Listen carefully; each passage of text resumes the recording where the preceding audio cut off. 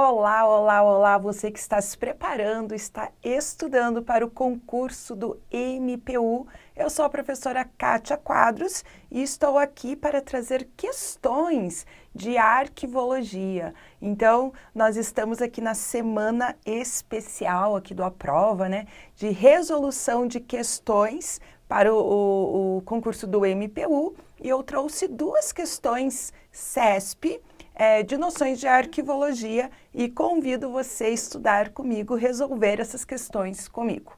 Então, essas questões são da prova passada lá de 2013, que caiu na prova do MPU, e que esses assuntos estão ainda no nosso edital. Se você observar, o edital veio menor do que o edital passado. Nós tivemos 5 questões no concurso passado, mas 2 delas falam sobre preservação, acondicionamento e que não estão mais presentes esses temas no edital. O edital veio mais enxuto, beneficiando ainda mais a sua preparação. Então, a arquivologia é um tema bem tranquilo, né? Bem gostoso, fácil de estudar e que eu trouxe aqui essas questões. Vamos ver quais são essas questões, então, que eu estou falando para você.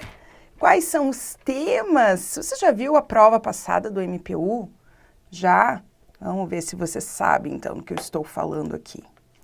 Primeira questão, banca CESP, correspondência oficial em cujo envelope haja indicação de particular não deve ser aberta, mesmo que trate de assunto específico das atividades da instituição destinatária.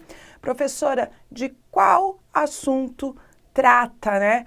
Que está no meu edital, trata essa questão. Então, aqui está falando do protocolo. E falo para você, vai ter sim questão de protocolo na sua prova. Escuta o que eu estou dizendo para você, vai ter questão de protocolo. Protocolo é um assunto importante para a arquivologia, é um assunto que o examinador CESP gosta de colocar nas provas, e com um edital pequenininho desse, não sobrou muito assunto ali para ele escolher, não. Protocolo vai estar na sua prova, você vai ver só. Então, o protocolo ele é a porta de entrada de um documento, uma correspondência no arquivo. Quando um documento ele é produzido, ele é recebido, automaticamente ele está no arquivo corrente e automaticamente está no protocolo. Anota aí, o protocolo ele é uma atividade do arquivo corrente. Tá? E o protocolo ele tem rotinas, então ele tem rotinas como o recebimento, classificação, registro, movimentação e a expedição, ok? É muito importante que você estude no registro a tramitação dos documentos. O que é a tramitação, professora? É quando um documento ele vai de um setor ao outro ou até fora da instituição resolver assuntos administrativos. E aí isso tem nome, né? Então, quando é o primeiro setor, é distribuição. Isso dentro da empresa, da instituição. O primeiro setor chama-se distribuição. Mas se esse documento for resolver assuntos administrativos no setor A, no setor B, no setor C, ou seja, segundo, terceiro setores, aí já damos o nome de redistribuição. Então, a distribuição e a redistribuição trata-se de dentro da instituição. Distribuição, primeiro setor, redistribuição, os seguintes, ok? E quando o documento vai resolver assuntos administrativos fora da instituição, aí recebe o nome de expedição. Então, distribuição, redistribuição e expedição formam o que a gente chama de tramitação. Então, é bem importante. Mas a questão não está falando dessa rotina de registro e movimentação do protocolo. Está tratando do recebimento. Veja só, vou mostrar aqui para você, então vamos ver o que acontece quando o documento ele é recebido no protocolo. Então, olha só, protocolo, e aí eu tenho o recebimento. A rotina de recebimento. Então, o que acontece? O documento, a correspondência é recebida, né? O arquivista recebe. E o que o arquivista vai fazer primeiro? Ele vai separar a correspondência que é particular da correspondência que é oficial. A correspondência particular, o arquivista vai enviar, vai encaminhar, vai distribuir ao destinatário. Então, quando o examinador fala, a correspondência particular precisa registrar, não precisa registrar, não precisa registrar, vou apenas distribuir ao destinatário. Essa correspondência particular, ela é de alguém que trabalha, um servidor que trabalha ali na instituição ou na empresa, enfim, está no nome dela essa correspondência particular, ok?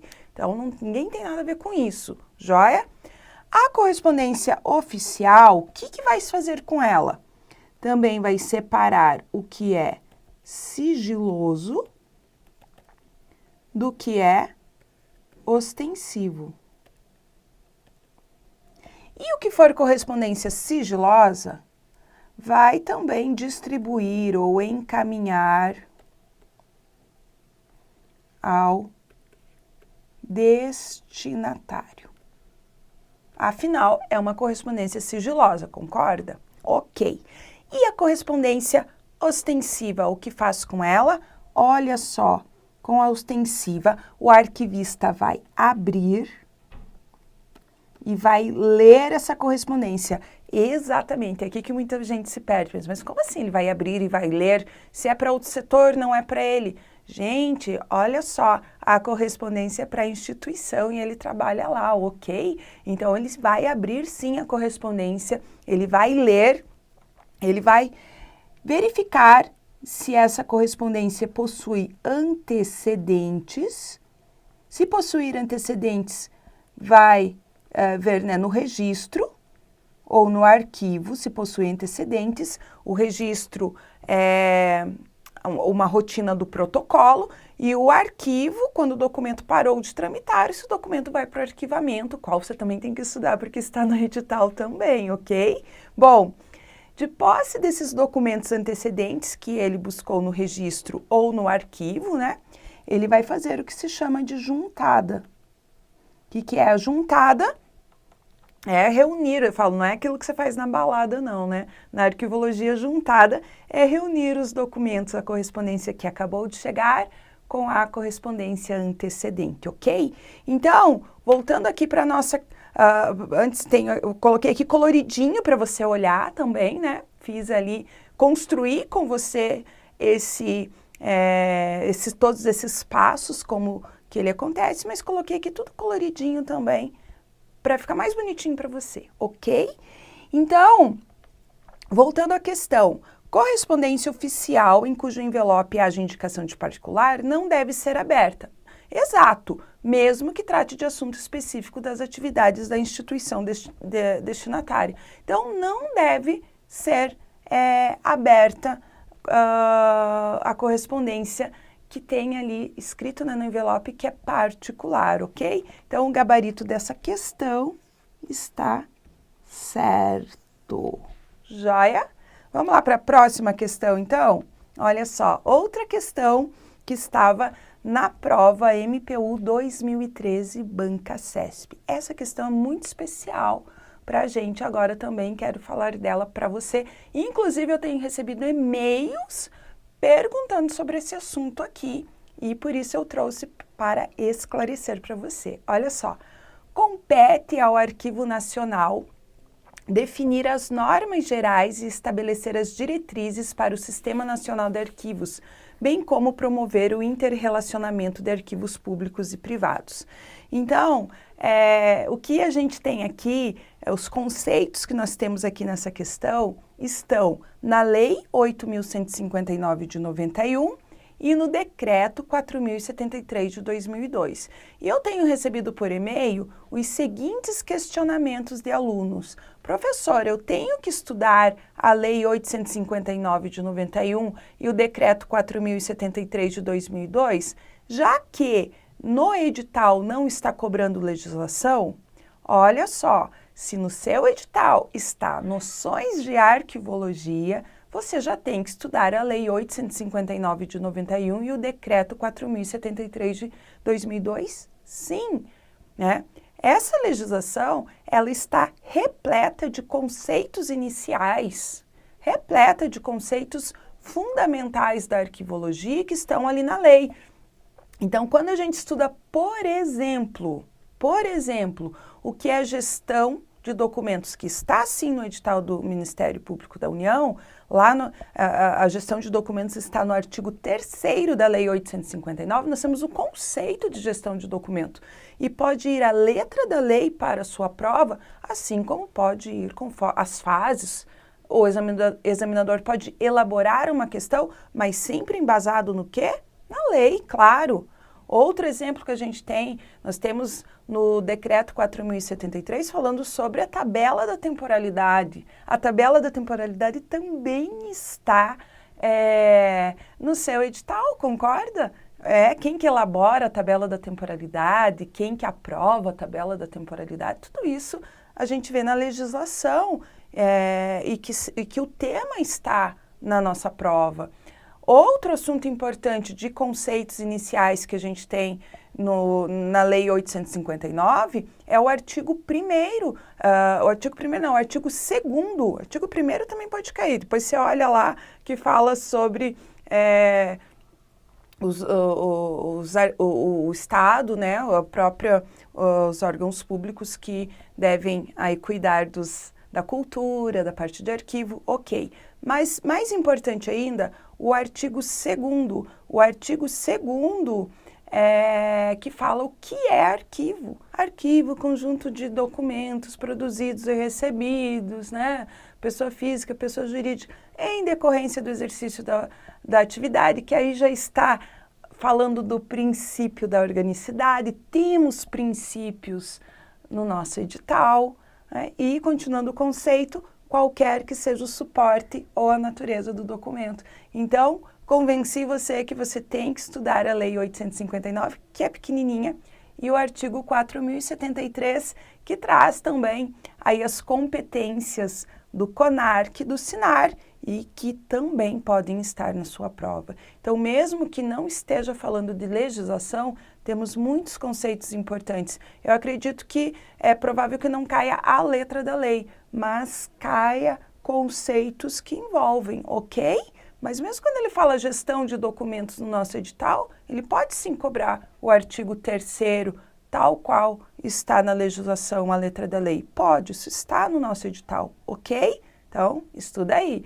Vamos para a questão, então? Olha só o que a questão fala para nós. Vamos ver de novo. Compete ao Arquivo Nacional definir as normas gerais e estabelecer as diretrizes para o Sistema Nacional de Arquivos, bem como promover o interrelacionamento de arquivos públicos e privados. Então, essa questão está errada, por quê? Porque nós temos na Lei 859 de 91, no artigo 18º, a competência do Arquivo Nacional. Qual é a competência do Arquivo Nacional? É a gestão e o recolhimento dos documentos produzidos e recebidos pelo Poder Executivo Federal. E, claro, preservar esses documentos, facilitar o acesso aos documentos, né? Então, essa é a competência do Arquivo Nacional, ok? E que esse artigo é bem importante para nós. Então, aqui estou falando de gestão. Aqui está no meu edital também, né? Eu tenho a gestão de documentos no meu edital. E no Decreto 4.073 de 2002, ele traz para mim no seu artigo 1º quem é o CONARC. E aí ele fala, né, o CONARC, órgão colegiado e tal, ele tem por finalidade definir a política nacional de arquivos públicos e privados, ok? Então, quando a gente olha aqui a questão, compete ao CONARC definir, né, as normas gerais, ok? Estabelecer as diretrizes para o Sistema Nacional de Arquivos. Onde que a gente vê isso, essas diretrizes? Aqui no artigo 2º. Começam as competências do CONARC. Então, estabelecer as diretrizes para o funcionamento do Sistema Nacional de Arquivos, o SINAR, e promover o interrelacionamento de arquivos públicos e privados, que também está nesta questão, ok? Então, a questão tem um gabarito errado, porque não é competência do Arquivo Nacional, mas competência do CONARC. Então, a sua preparação para ela ficar nota 10, ela passa sim pela Lei 859 de 91 e pelo Decreto 4.073 de 2002, ok? Então, foi muito legal estar aqui com vocês, resolvendo essas questões, trazendo essas questões, esses assuntos importantes aí da sua prova, assuntos importantes para a sua nomeação, para a conquista do seu objetivo. Eu não falo sonho, não. Eu falo em objetivo. Então, bons estudos para vocês nessa reta final rumo ao MPU. Grande beijo.